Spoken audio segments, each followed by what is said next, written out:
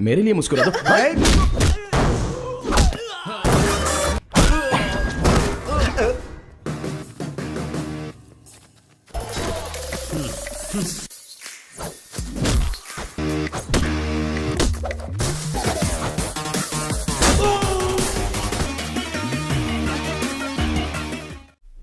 Halo sahabat, Assalamualaikum. Semoga sehat selalu dan senantiasa berbahagia. Terima kasih udah subscribe dan menyimak video-video SLMT TV. Semoga Tuhan Yang Maha Esa selalu memberikan rezeki yang berkah dan berlimpah ruah untuk sahabat semua.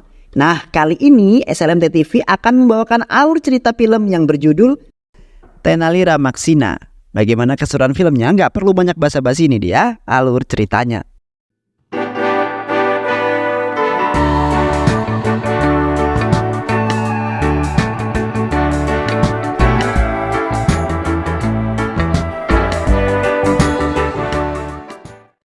Film ini menceritakan tentang keadilan sebuah persidangan. Cakravati adalah seorang pengacara terkenal yang selalu memenangkan kasus para kliennya. Kali ini ia menangani kasus yang melibatkan seorang wanita muda yang kaya dan digemari banyak orang karena sifatnya yang suka menolong. Ia juga adalah seorang politikus dan pengusaha. Wanita itu bernama Paralaksmi. Paralaksmi dituduh oleh lawan politisnya bernama Simhari Naidu. Naidu menuduh Paralaksmi membunuh seorang jurnalis bernama Bopan. Naidu ingin menjatuhkan popularitas Paralaksmi karena menurutnya Paralaksmi menghalangi karir politisnya.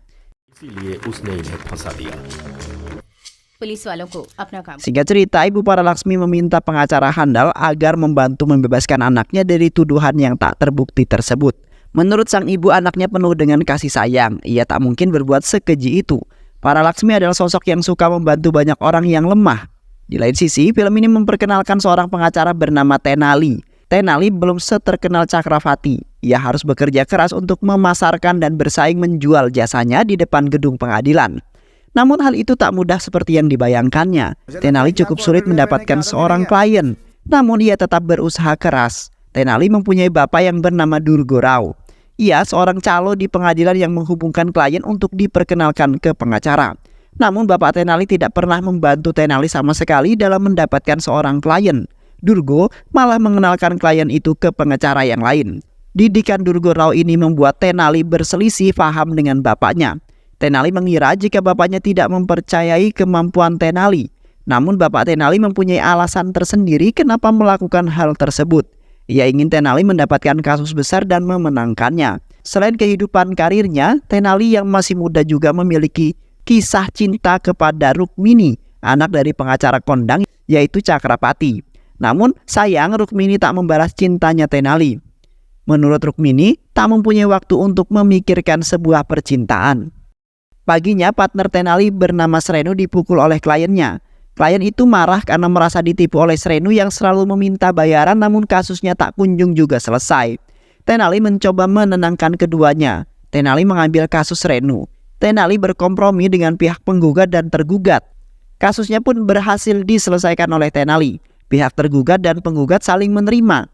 Dari kejadian ini, Tenali mempunyai sebuah ide untuk mengambil kasus yang berbelit selama ini di sebuah pengadilan. Tenali akan menyelesaikan dengan cara berkompromi dan akan membuatnya berdamai.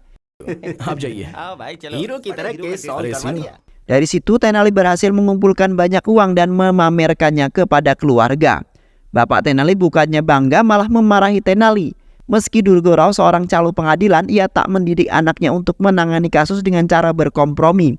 Tenali dididik agar bisa menangani kasus besar dan menang agar dirinya mendapat kehormatan serta mengangkat derajat keluarganya. Itulah alasan bapaknya tak memberikan klien dengan kasus kecil kepada Tenali. Kini Tenali menjadi paham kenapa bapaknya sangat tegas kepada dirinya. Cerita berganti di sebuah kuil. Rukmini dan ayahnya Cakravati sedang berdoa khusyuk. Setelah berdoa, Cakravati berjalan keluar. Tak sengaja ia tertabrak oleh sebuah motor yang dikendarai oleh Tenali.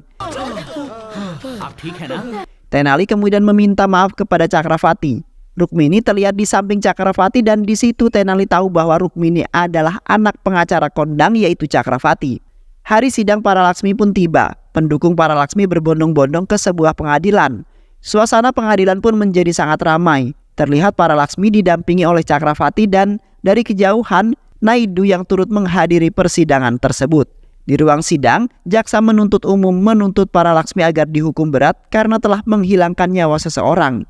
Cakravati, pengacara Paralaksmi, membantah tuduhan jaksa jika Paralaksmi tidak melakukannya.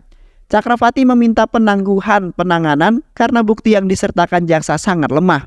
Hakim menerima permintaan Cakravati. Paralaksmi keluar dari ruang sidang dan menyapa pendukungnya yang sudah menunggunya di luar gedung pengadilan. Tenali melihat peristiwa ini berharap agar kelak ia segera mendapatkan kasus yang besar seperti itu. Suatu hari Tenali didatangi oleh seorang klien. Pria itu datang dengan kedua istrinya. Pria itu meminta agar Tenali dapat menyelesaikan permasalahan rumah tangganya, karena kedua wanita itu ingin memiliki si pria itu sepenuhnya. Karena Tenali sudah dikenal sebagai pengacara yang berkompromi, ia meminta sang suami untuk mengetes kedua istrinya. Tenali mengatakan bahwa sang suami akan memberikan 200 juta rupiah bagi yang ingin berpisah dengan suaminya tersebut. Istri kedua kemudian menyetujui hal itu. Akhirnya mereka pun berdamai. Cakravati memperhatikan Tenali dan bertanya kepada asistennya, siapakah pria tersebut? Asistennya menjawab bahwa ia adalah Tenali, seorang pengacara yang ahli dalam berkompromi. Tak hanya bapaknya yang memperhatikan. Di sisi lain, Rukmini diam-diam tertarik dengan cara Tenali yang bisa menyelesaikan kasus para klien dengan berkompromi. Melihat hal tersebut, ia mempunyai ide untuk mencobanya kepada kliennya. Ia bergegas menemui kliennya yang seorang gangster. Temannya Rukmini memperingatkan agar hati-hati karena sangat berbahaya.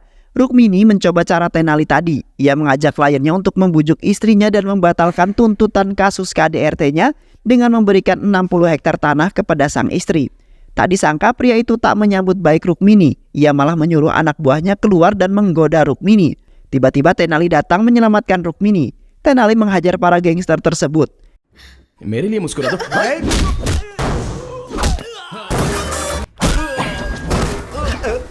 Tenali yang khawatir memarahi Rukmini yang terlalu berani mengambil resiko. Ia mengatakan bahwa kompromi bukan satu-satunya cara dan kasus pidana tak ada kata untuk berkompromi. Pria itu pantas dihukum karena telah melakukan KDRT. Paginya Rukmini menemui Tenali. Kejadian semalam membuat ia sadar dan belum mengatakan terima kasih kepada Tenali yang telah menyelamatkan dirinya. Rukmini juga mengatakan bahwa dirinya telah menaruh hati pada Tenali. Akhirnya cinta Tenali sekarang sudah terbalaskan. Ayah Rukmini yang terlihat di sana dan mendengar pengakuan anaknya kepada pria miskin itu merasa tak terima. Ia menemui Bapak Tenali Durgo. Ia mencaci Bapak Tenali yang tak tahu malu. Profesi calonnya direndahkan oleh Cakravati. Tenali tidak pantas memiliki Rukmini, anaknya tercinta. Saking kesalnya melihat anaknya yang tergoda dengan Tenali, Cakravati menampar keras Durgo. Kejadian ini kemudian diceritakannya kepada Tenali. Tenali yang kesal karena Cakravati tak seharusnya berbuat sedemikian kepada bapaknya. Tenali menelpon Rukmini dan menanyakan keberadaan sang ayah. Rukmini mengatakan bahwa ayahnya sedang berada di sebuah perkebunan mangga. Tenali menuju lokasi yang disebutkan oleh Rukmini. Namun dia tak menemui Cakravati. Cakravati tak ada di sana. Rukmini membohongi Tenali. Pikir Rukmini ia akan bisa berkencan dan mengobrol berdua dengan Tenali. Tenali kemudian marah dan mengatakan bahwa ayah Rukmini telah menampar bapaknya. Rukmini kemudian syok mendengar hal tersebut. Tak lama kemudian terdengar suara mobil datang. Ternyata itu adalah Cakravati dan juga Naidu. Tenali dan Rukmini melihatnya dari kejauhan. Samar-samar percakapan mereka terdengar. Dari pembicaraan mereka ternyata Naidu mengaku jika ia adalah dalang di balik tuduhan Paralaksmi dan tak disangka ayah Rukmini juga turut membantu rencananya Naidu dengan iming-iming imbalan 70 hektar kebun mangga. Cakravati diketahui bahwa ia turut andil sejak awal. Cakravati akan berpura-pura menjadi pembela Paralaksmi dan membebaskan Paralaksmi dari tuduhan tersebut. Namun juga akan menjebloskannya ke dalam penjara dengan menghadirkan saksi palsu yang sudah disiapkan oleh Cakravati. Mendengar hal tersebut, Tenali menghampiri Cakravati dan Naidu. Mereka kaget dengan kedatangan Tenali dan juga Rukmini. Tenali merasa kecewa dengan Cakravati. Bagaimana bisa seorang pengacara handal dan berwibawa melakukan hal sekeji itu? Ia memang anak calo, tapi ia bangga jika ia tak menjual kejujuran dengan cara korup seperti itu. Rukmini lebih kecewa lagi melihat perbuatan sang ayah. Naidu memerintahkan anak buahnya menghajar Tenali. Ia takut rahasianya terbongkar. Bukan Tenali namanya yang tak bisa melawan. Tenali berhasil mengalahkan anak buahnya Naidu. Tenali membawa Rukmini pergi bersamanya.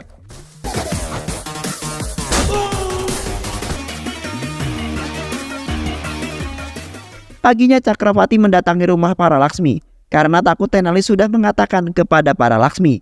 Cakravati menanyakan dengan hati-hati apakah ada seseorang yang ia temui kemarin. Para Laksmi mengatakan bahwa ia tak bertemu dengan siapapun. Cakravati berdalih jika ia harus hati-hati jika ingin menemui seseorang karena takut para Laksmi terhasut oleh orang lain. Cakravati mengabarkan kepada Naidu jika para Laksmi berhasil diyakinkan dan besok siap menghadapi persidangan. Namun mereka tidak boleh lengah karena rencana mereka diketahui oleh Rukmini dan Tenali. Mereka berencana menghentikan Tenali datang ke persidangan besok.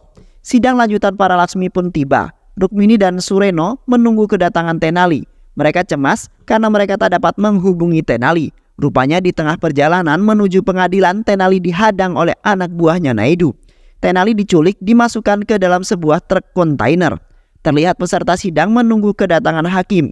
Memang hakim selalu mengunjungi kuil terlebih dahulu sebelum memimpin persidangan. Nampak sopir hakim datang sendirian dan mengabarkan bahwa hakim telah diculik. Semua orang kaget mendengar hal tersebut. Rupanya ini adalah perbuatannya Tenali. Tenali yang sudah memperkirakan hal ini akan terjadi. Tenali sudah merencanakan rencana cadangan. Ia meminta Sarano untuk menculik hakim itu jika ia tak kunjung juga datang di pengadilan. Dengan ketidakhadiran hakim maka persidangan tidak dapat dimulai. Hakim telah diculik oleh suruhan Tenali alias mantan klien Tenali yang dulu dibantunya bernama Giri. Giri membawa hakim ke suatu tempat. Tiba-tiba Tenali datang. Ia tak kehabisan ide. Tenali sudah mempersiapkan segala saat dalam kontainer. Ia mengeluarkan ponsel dari sepatunya dan mengaktifkan lokasi untuk pemesanan Gojek. Gojek pun berdatangan dan membuat Tenali bebas. Tenali menghampiri para Laksmi dan menceritakan semua yang ia ketahui bahwa Cakravati bukan pengacara yang akan membebaskan dirinya. Ia telah bersepakat dengan Naidu untuk memenjarakan para Laksmi. Tenali juga memberikan bukti imbalan yang diterima oleh Cakravati. Hal itu membuat para Laksmi marah kepada Cakravati dan meminta Tenali membantu di persidangan menggantikan Cakravati. Di tempat lain hakim bertanya mengapa dirinya dibawa ke sebuah tempat yang jauh. Giri mendapat telepon dari Sreno dan mengatakan jika masalahnya sudah beres dan bisa membebaskan hakim.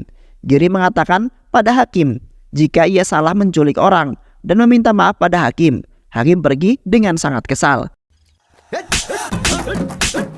Persidangan ditunda keesokan harinya. Sebelum sidang, Durga menemui anaknya. Ini adalah sidang pertamanya Tenali. Bapaknya pun menyemangati anaknya dan mendoakan agar bisa memenangkan kasus tersebut.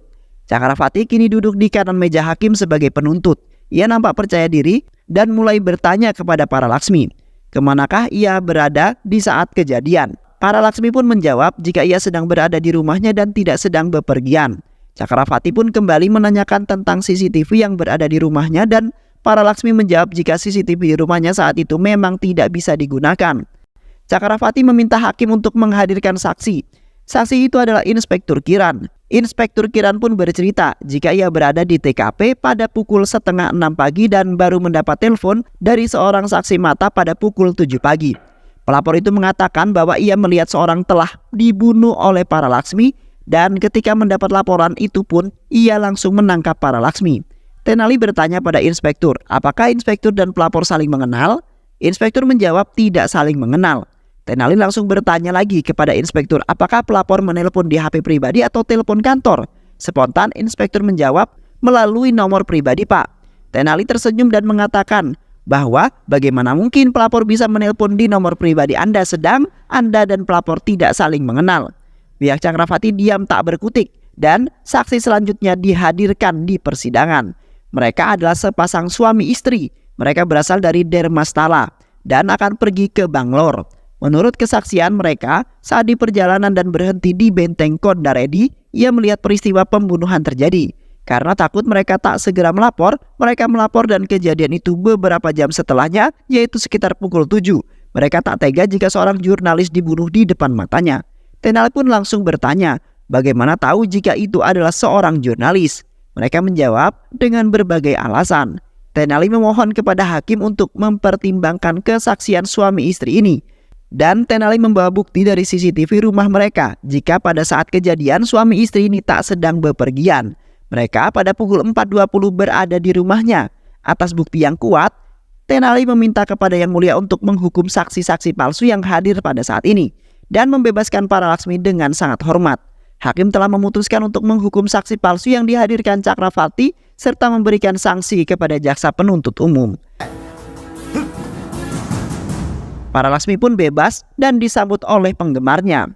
Setelah persidangan, para Laksmi menemui dan mengucapkan terima kasih kepada Tenali karena telah membantu dirinya. Tiba-tiba ada Pak Tua datang menyerang para Laksmi. Tenali pun mengejar Pak Tua tersebut. Setelah berhasil menangkapnya, Tenali menanyakan mengapa ia melakukannya kepada para Laksmi. Pak Tua itu mengatakan jika para Laksmi adalah pembunuh anaknya Bopan. Dan ternyata Pak Tua itu ayah dari Bopan. Ia tak terima jika para Laksmi bebas setelah membunuh anaknya. Tenali menenangkan Pak Tua itu dengan mengatakan jika para Laksmi hanya dituduh sebagai pembunuh, tak ada bukti yang kuat mengarah pada dirinya. Pak Tua itu menceritakan yang sesungguhnya terjadi. Jika anaknya Bopan telah berpura-pura menjadi karyawan para Laksmi, Bopan ingin tahu bagaimana para Laksmi bisa mendapat kekayaan sebesar itu. Dan ternyata Bopan menemukan jika para Laksmi telah mengambil keuntungan dengan cara yang tidak benar. Bisnis ilegal juga telah dijalankan oleh dirinya. Ia mengambil hati rakyat namun merampas uang mereka. Para Laksmi telah menipu rakyat kecil. Ketika mendapat kesempatan, Bopan merekam semua aktivitas para Laksmi. Namun para Laksmi menyadari jika Bopan merekamnya. Bopan kemudian melarikan diri. Para Laksmi menyuruh anak buahnya mencari Bopan dan malam itu Bopan berhasil dikepung dan dibunuh oleh para Laksmi dengan tangannya sendiri. Mendengar cerita Pak Tua, Tenali pun menyesal mengapa ia baru mengetahuinya. Ayah Bopan meninggalkan Tenali dengan keadaan yang sangat sedih saat ia berjalan di sebuah bus menghampiri ayah Bopan dan terlihat seseorang memaksanya untuk masuk. Tenali melihat hal itu, langsung lari mengejar bus itu. Tenali berhasil menaiki bus tersebut. Ia kaget jika yang ada di dalam bus itu adalah para Laksmi. Para Laksmi membunuh ayahnya Bopan di depan Tenali. Para Laksmi mengancam Tenali untuk mengabaikan semua yang didengar jika tak mau bernasib sama seperti Bopan dan ayahnya. Tenali dilempar keluar bus dan pulang dalam keadaan berantakan. Bapaknya yang khawatir melihat anaknya bertanya apa yang telah terjadi. Semua yang diceritakannya kepada bapaknya durgarau. Kemudian memberi nasihat kepada Tenali jika hukum harus ditegakkan. Ia harus menghukum orang-orang yang bersalah karena itu tugas seorang pengacara. Untuk membuka kasus itu, ia harus membawa bukti yang kuat agar dapat menangkap wanita penipu tersebut. Tenali langsung datang ke TKP dan mewawancarai PKL-PKL yang ada di sana. Ia bertemu oleh salah satu seorang anak yang di sana dan menanyainya, apakah ia selalu berjualan di sini? Anak itu mengatakan iya. Namun saat kejadian pembunuhan itu ia sedang tak berjualan karena hujan yang sangat deras. Namun anak itu menambahkan jika ada salah satu keluarganya bernama Kisor yang selalu lewat di sana. Anak itu menunjukkan alamat rumahnya Kisor. Tak disangka Bapani anak buahnya para Laksmi mengikuti Tenali dan mendengar percakapan mereka. Bapani bergegas mencari rumah Kisor namun kedahuluan oleh Tenali. Tenali menemui keluarga Kisor. Tenali bertanya apakah mereka saat malam kejadian melihat pembunuhan itu. Awalnya mereka tak mengakui, namun berhasil diyakinkan oleh Tenali jika ia akan membantunya. Bapani yang menguping dari bilik tembok segera melaporkannya kepada para Laksmi. Para Laksmi memerintahkan untuk menangkap keluarganya Kisor dan keluarganya Tenali. Ya, ini adalah rencananya Tenali. Kisor adalah temannya Bopan. Ia tak terima temannya dibunuh dengan keji. Tenali membuat rencana seolah-olah ada saksi yang melihat peristiwa malam pembunuhan Bopan. Tenali sadar bahwa dirinya telah diikuti oleh anak buahnya para Laksmi. Situasi ini dimanfaatkan Tenali untuk memancing para Laksmi. Terbukti para Laksmi dan anak buahnya mengambil umpan Tenali. Saat sampai di rumah Kisor sudah sangat sepi. Penjaganya mengatakan jika keluarga Kisor sudah tak tinggal di sini lagi. Tak hanya keluarganya Kisor yang tengah menjadi incaran para Laksmi, keluarga Tenali pun tampak berlarian melarikan diri dari kejaran anak buahnya para Laksmi. Untungnya mereka menyamar dengan tudung hitam sehingga mereka tak dikenali. Karena tidak berhasil, akhirnya mereka menggoda Srenu temannya Tenali. Srenu terjebak dan dianiaya agar mau memberitahukan keberadaan keluarganya Kisor. Akhirnya Srenu memberitahu keberadaan keluarga Kisor yang disembunyikan oleh Tenali.